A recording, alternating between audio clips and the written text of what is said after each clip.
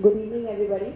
I'm sure it's been a very heavy day, and I don't know actually what I would be able to add to all that has been said over the day, because I'm neither a researcher nor operating on a scale which we just heard of. What I would like to share is just our experiences of working with the communities and the challenges that we face in the whole process. So I come from an organization called Mahila Housing Seva Trust. We basically work in 7 states of India in various districts and cities, particularly in slum areas and cities, trying to make basic services like water, sanitation, electricity, housing available to the informal sector people. And as our name suggests, Mahila Housing Seva Trust, women are the entry point for us to get into any project. Before I start share what I want to say, I just wanted to share a few questions which I have in my mind. Whenever we are talking, the whole day we spend on urban water management, and these are a few questions which always come to my mind when we talk about urban water management particularly. It's like, how do we take the decisions related to water management in the city? Who essentially takes this decision? Whose need is considered in the whole planning process? How do we plan it? What is the evidence on which we base our decisions? Who has access to this evidence? How, whenever decisions are taken, some people say so much liter of water is available. Who has access to all this information? Who actually maintains the whole water system, not only the water supply scheme, but the water system in the city? And who are the people who actually pay the price for lapse in service delivery? What are the grievance mechanisms? So, for me, I think essentially these are the questions which are very critical for urban water management, which will never be raised at a policy level, because we are actually challenging the crux of the way things are happening currently. And that is why I think there is a very high need for having not a parallel system, but some kind of an alternative community-based model for water management even in urban areas. And the rationale is similar to what is in rural areas. Also, what we say, people know their problems best, they are aware about the local context best, and they know the solutions best. The fact is that, actually speaking, most urban areas, and I would like you to just spend a second thinking about your own societies where you stay, most urban areas do not depend only on the municipal corporation or on the government for water supply.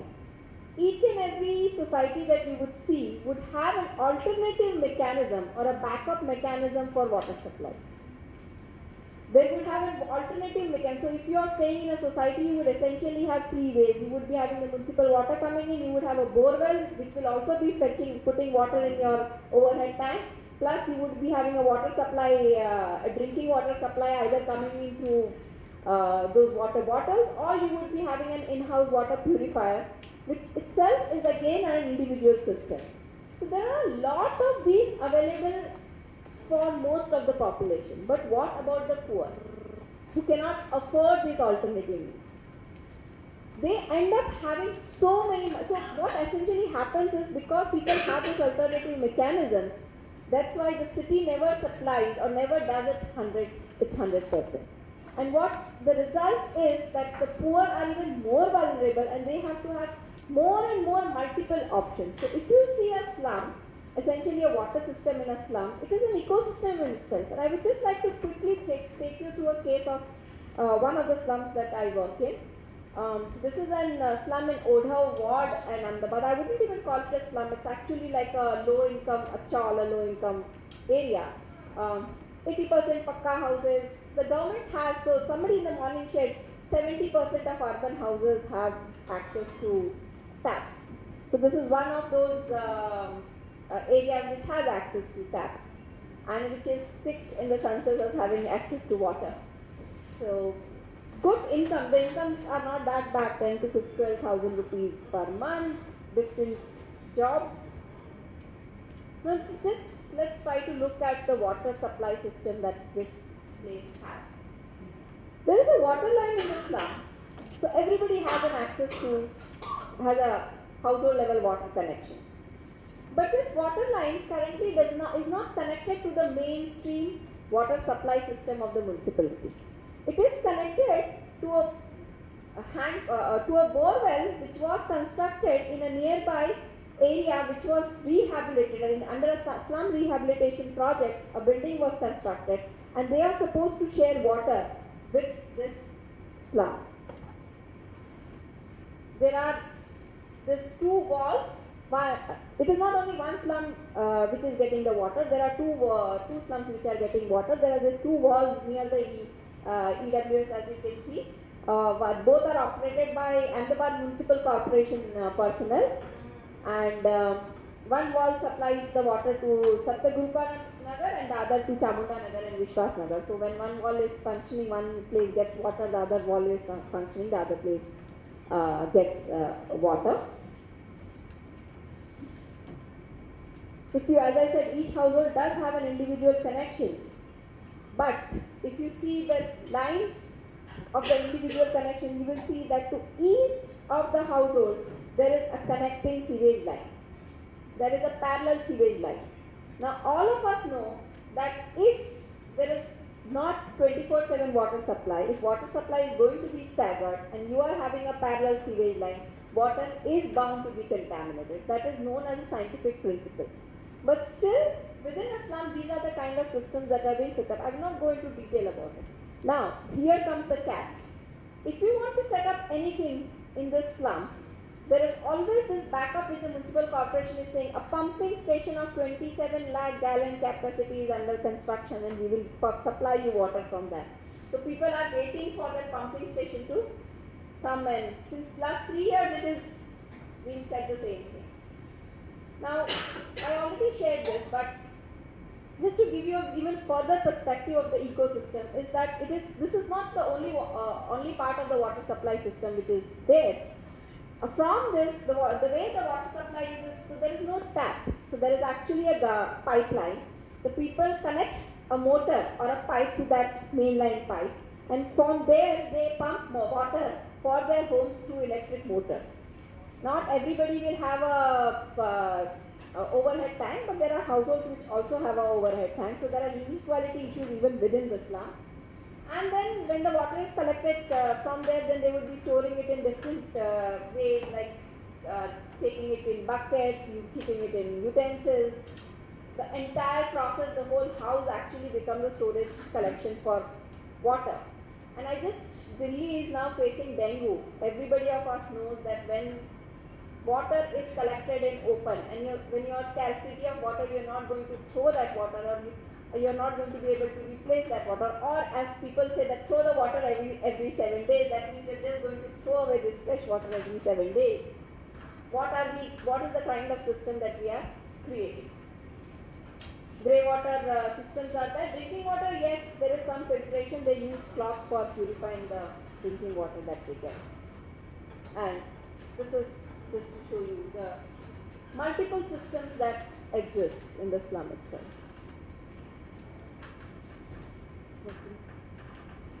I think it's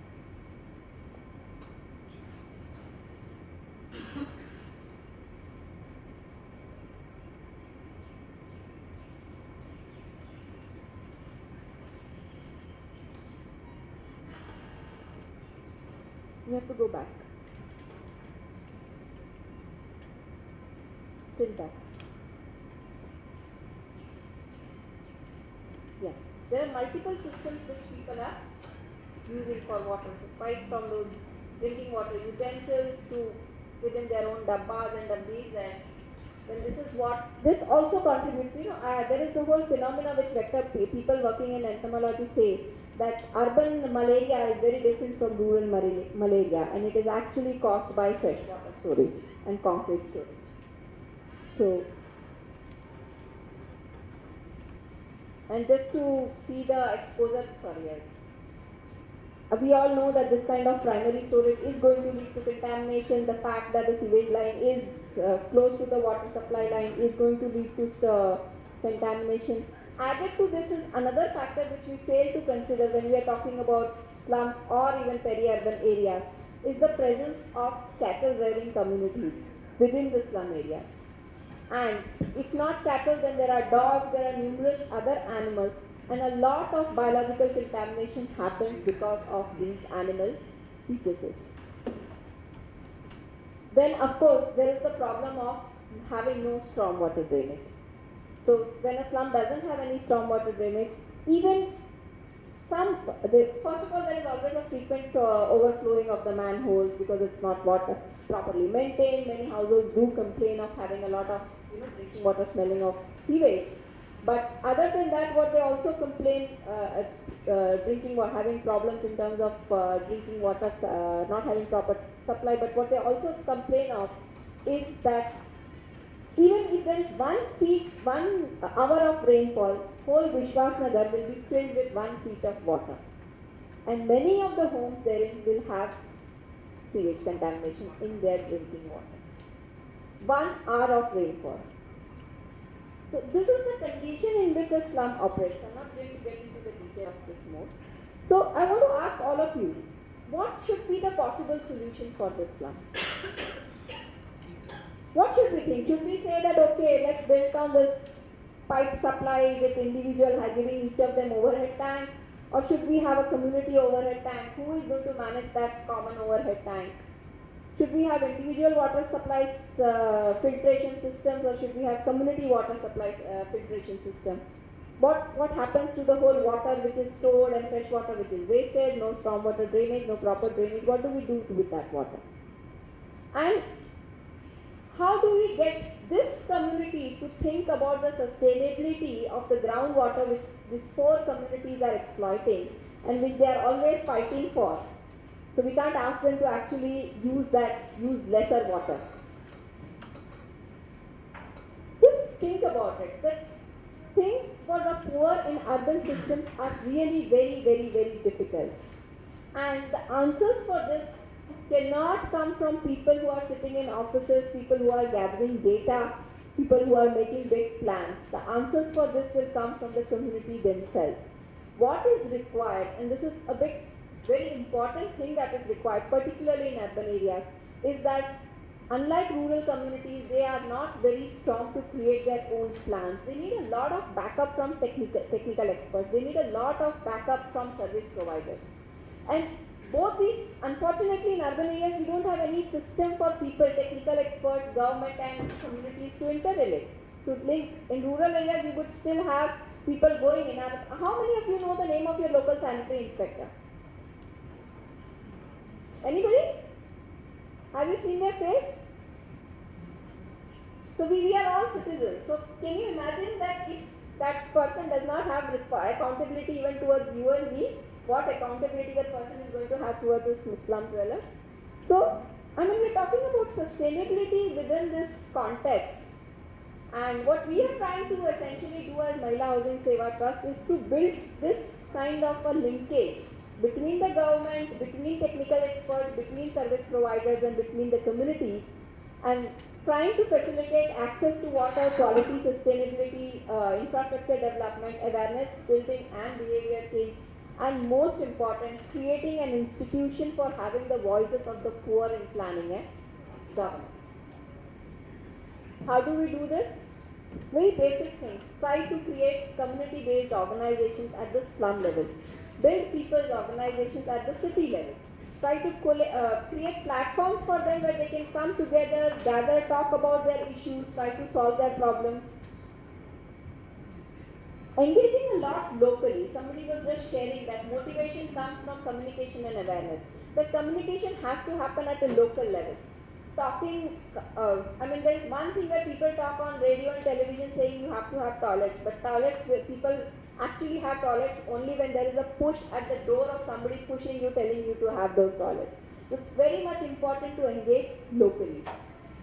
Building their own leadership, because we're talking about having people's voices, but creating those leaders who can actually fight for their rights, creating those leaders who can engage locally is one of the biggest steps. So we have a model wherein we don't go and work directly in the slum, but create leaders from the slum who then engage locally on different issues with the people.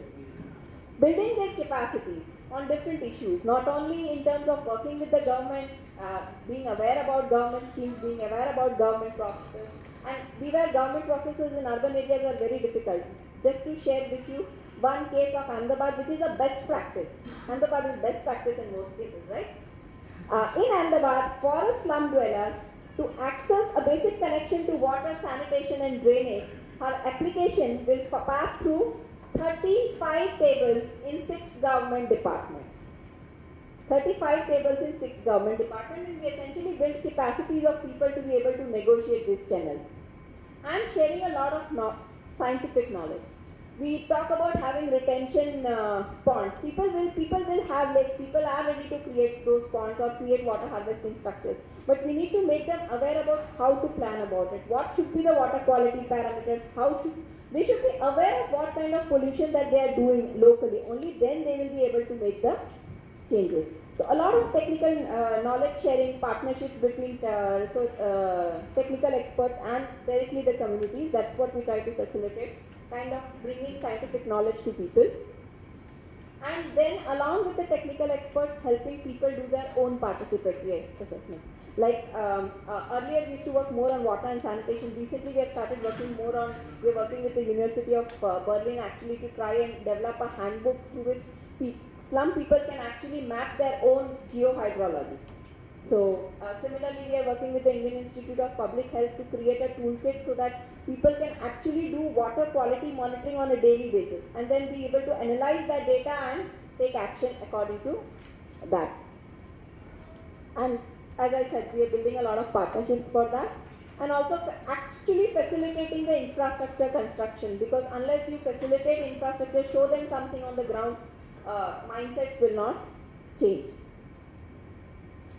But just last 1 minute, this obviously has a lot of challenges. As I said, urban water management at the city level itself is not integrated, and that brings in a lot of challenges for the slum people. Often in many cities, Ahmedabad at least it's a good case, in many cities the different departments are managed by different agencies. Some are by the municipal government, some are by parastatal agencies, some are by the state government. There is no linkage of the health department at all in the monitoring of the water supply system. In fact, there has to be a strong role of the public health department, which is not there. The groundwater management system, it's the central groundwater board, the state groundwater board, even the municipal corporation does not have any idea about what is happening to the groundwater, to be honest. So that itself is a big challenge.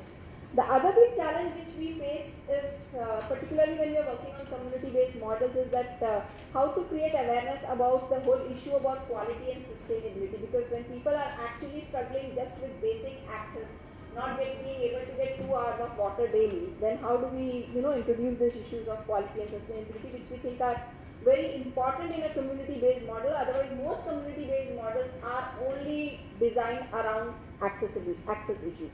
So you did not get water and you start getting water, but quality, sustainability are normally not considered.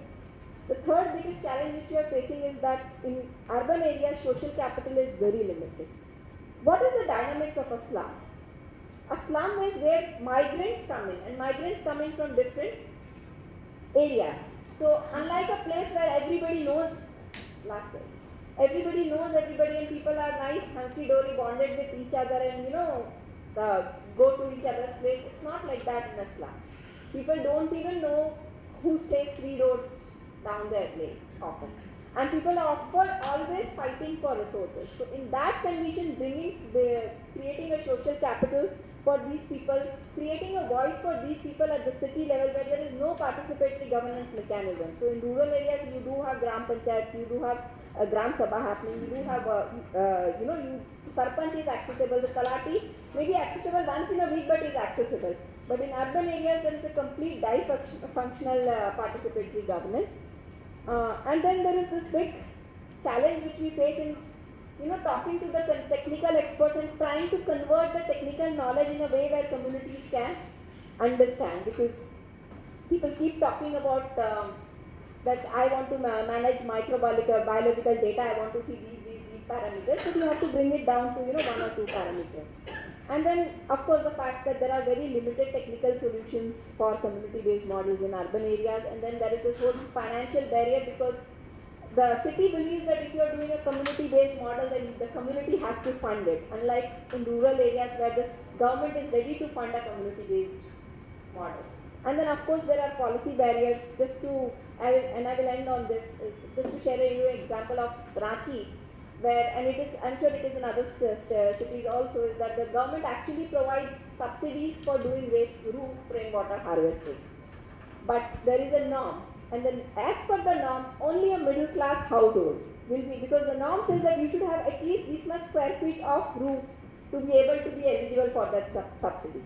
And a slum dweller will never be able to do that kind of a roof rainwater harvesting structure, even if the person is ready to invest part component out of it. So what we actually did in Ranchi was trying to work with the municipal corporation, saying why can't 3 slum dwellers come together and do that kind of a structure. But these are a lot of policy barriers also that we face. Thank you.